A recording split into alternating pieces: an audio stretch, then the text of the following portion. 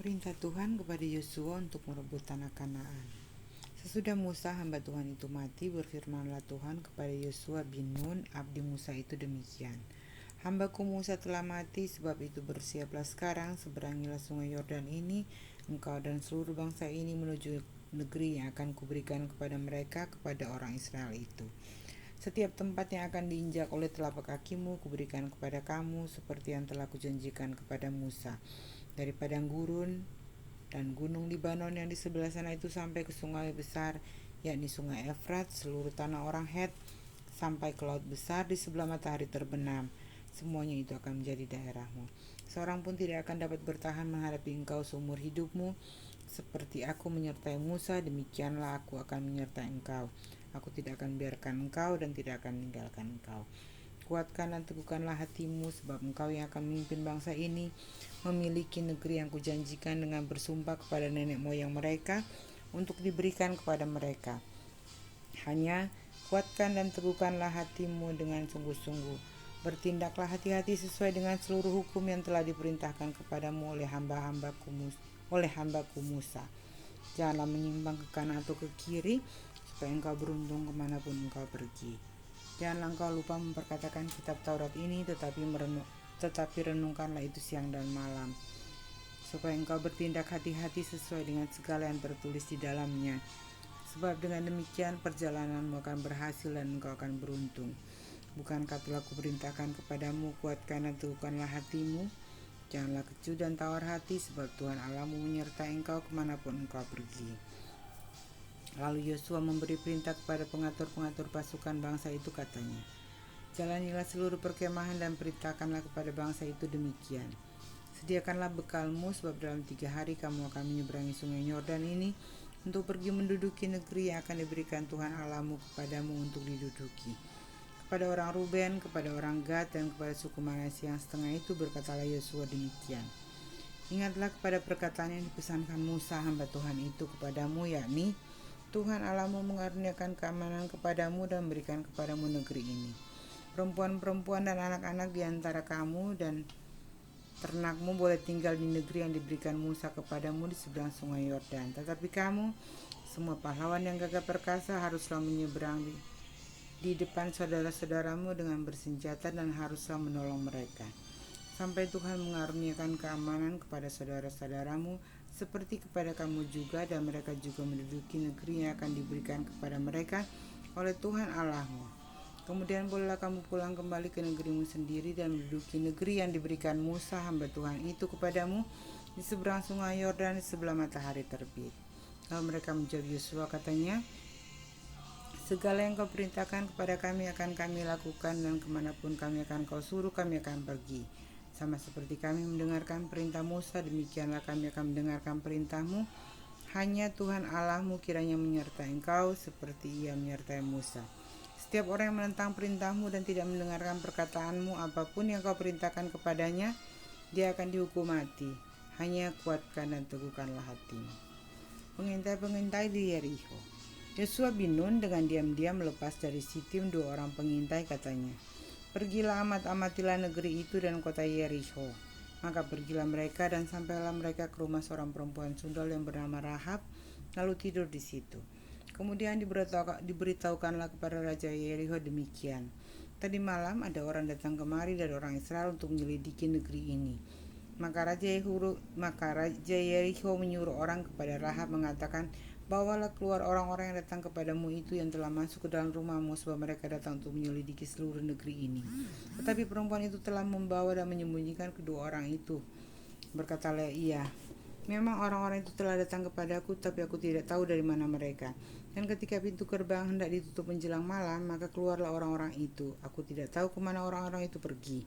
Segeralah kejar mereka, tentulah kamu dapat menyusul mereka. Tetapi perempuan itu telah menyuruh keduanya naik ke soto rumah dan menyembunyikan mereka di bawah timbunan batang rami yang ditebarkan di atas soto itu. Maka pergilah orang-orang itu mengejar mereka ke arah sungai Yordan, ke tempat-tempat penyeberangan, dan ditutuplah pintu gerbang segera sesudah pengejar-pengejar itu keluar. Tetapi sebelum kedua orang itu tidur, naiklah perempuan itu mendapatkan mereka di atas soto dan berkata kepada orang-orang itu, aku tahu bahwa Tuhan telah memberikan negeri ini kepada kamu, dan bahwa kengerian terhadap kamu telah menghinggapi kami, dan segala penduduk negeri ini gemetar menghadapi kamu. Sebab kami mendengar bahwa Tuhan telah mengeringkan air laut Teberau di depan kamu ketika kamu berjalan keluar dari Mesir, dan apa yang kamu lakukan kepada kedua raja orang Amori yang di seberang sungai Yordan itu, yakni kepada Sihon dan Og yang telah kamu tumpas. Ketika kami mendengar itu, tawarlah hati kami dan jatuhlah semangat setiap orang yang menghadapi kamu. Sebab Tuhan Allahmu ialah Allah di langit di atas dan di bumi di bawah. Maka sekarang bersumpahlah kiranya demi Tuhan, bahwa karena aku telah berlaku ramah terhadapmu, kamu juga akan berlaku ramah terhadap kaum keluargaku, dan berikanlah kepadaku suatu tanda yang dapat dipercaya, bahwa kamu akan membiarkan hidup ayah dan ibuku, saudara-saudaraku yang laki-laki dan yang perempuan, dan semua orang-orang mereka, dan bahwa kamu akan menyelamatkan nyawa kami dari maut. Lalu jawab orang itu kepadanya, nyawa kamilah jaminan bagi kamu. Asal jangan kau kabarkan perkara kami ini. Apabila Tuhan nanti memberikan negeri ini kepada kami, maka kami akan menunjukkan terima kasih dan setia kami kepadamu. Kemudian perempuan itu menurunkan mereka dengan tali melalui jendela, sebab rumahnya itu letaknya pada tembok kota, jadi pada tembok itulah ia diam. Berkatalah ia kepada mereka, pergilah ke pegunungan, supaya pengejar-pengejar itu jangan menemui kamu, dan bersembunyilah di sana 3 hari lamanya, sampai pengejar-pengejar itu pulang, kemudian bolehlah kamu melanjutkan perjalananmu. Kedua orang itu berkata kepadanya, kami akan bebas dari sumpah kami ini kepadamu yang telah kau suruh kami ikrarkan. Sesungguhnya apabila kami memasuki negeri ini, haruslah tali dari benang kirmisi ini kau ikatkan pada jendela tempat engkau menurunkan kami dan ayahmu serta ibumu, saudara-saudaramu serta seluruh kaum keluargamu kau kumpulkan di rumahmu. Setiap orang yang keluar nanti dari pintu rumahmu harus sendiri menanggung akibatnya. Kalau darahnya tertumpah dan kami tidak bersalah, tetapi siapa juga yang ada dalam rumahmu, jika ada orang yang menciderainya, kamilah yang menanggung akibat pertumpahan darahnya. Tetapi jika engkau mengabarkan perkara kami ini, maka bebaslah kami dari sumpah kepadamu itu yang telah kau suruh kami ikrarkan. Perempuan itu berkata, seperti yang telah kamu katakan, demikianlah akan terjadi. Sesudah itu dilepaskannya orang-orang itu pergi, maka berangkatlah mereka, kemudian perempuan itu ikatkan tali kirmisi itu pada jendela. Mereka pun pergilah dan tiba di pegunungan. Mereka tinggal di sana 3 hari lamanya sampai pengejar-pengejar itu pulang. Pengejar-pengejar itu telah mencari di mana-mana sepanjang jalan tanpa menemukan mereka. Maka pulanglah kedua orang itu, mereka turun dari pegunungan lalu menyeberang dan sampai kepada Yosua bin Nun. Kemudian mereka ceritakan segala pengalaman mereka. Kata mereka kepada Yosua, Tuhan telah menyerahkan seluruh negeri ini ke dalam tangan kita. Bahkan seluruh penduduk negeri itu gemetar menghadapi kita. Menyeberangi sungai Yordan. Yosua bangun pagi-pagi, lalu ia dan semua orang Israel berangkat dari Sitim dan sampailah mereka ke sungai Yordan. Maka bermalamlah mereka di sana sebelum menyeberang. Setelah lewat 3 hari, para pengatur pasukan menjalani seluruh perkemahan dan memberi perintah kepada bangsa itu, katanya, segera sesudah kamu melihat tabut perjanjian Tuhan Allahmu yang diangkat para imam yang memang suku Lewi, maka kamu harus juga berangkat dari tempatmu dan mengikutinya. Hanya antara kamu dan tabut itu harus ada jarak, kira-kira 2000 hasta panjangnya. Janganlah mendekatinya. Maksudnya supaya kamu mengetahui jalan yang harus kamu tempuh, sebab jalan itu belum pernah kami melalui dahulu. Berkatalah Yosua kepada bangsa itu, kuduskanlah dirimu, sebab besok Tuhan akan melakukan perbuatan yang ajaib di antara kamu. Dan kepada para imam itu Yosua berkata demikian. Angkatlah tabut perjanjian dan menyeberanglah di depan bangsa itu. Maka mereka mengangkat tabut perjanjian dan berjalan di depan bangsa itu. Dan Tuhan berfirman kepada Yosua, pada hari ini aku mulai membesarkan namamu di mata seluruh orang Israel, supaya mereka tahu bahwa seperti dahulu aku menyertai Musa, demikianlah aku akan menyertai engkau. Maka kau perintahkanlah kepada para imam pengangkat tabut perjanjian itu demikian. Setelah kamu sampai ke tepi air sungai Yordan, haruslah kamu tetap berdiri di sungai Yordan itu. Lalu berkatalah Yosua kepada orang Israel, datanglah dekat dan dengarkanlah firman Tuhan Allahmu.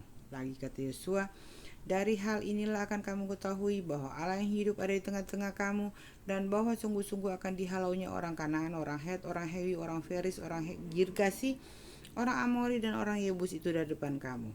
Sesungguhnya tabut perjanjian Tuhan semesta bumi berjalan menyeberang di depan kamu masuk ke air sungai Yordan, masuk ke sungai Yordan. Maka sekarang pilihlah 12 orang dari suku-suku Israel, seorang dari tiap-tiap suku.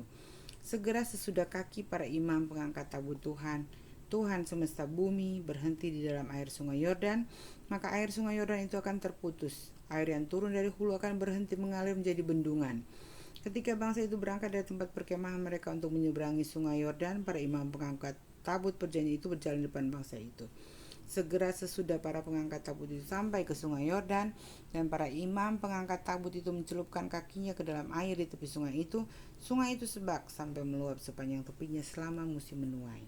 Maka berhentilah air itu mengalir. Air yang turun dari hulu melonjak menjadi bendungan jauh sekali di dekat Adam, kota yang terletak di sebelah Sartan.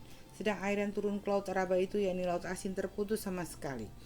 Lalu menyeberanglah bangsa itu di tentangan Yerikho. Tetapi para imam pengangkat tabut perjanjian Tuhan itu tetap berdiri di tanah yang kering di tengah-tengah sungai Yordan, sedang seluruh bangsa Israel menyeberang di tanah yang kering sampai seluruh bangsa itu selesai menyeberangi sungai Yordan.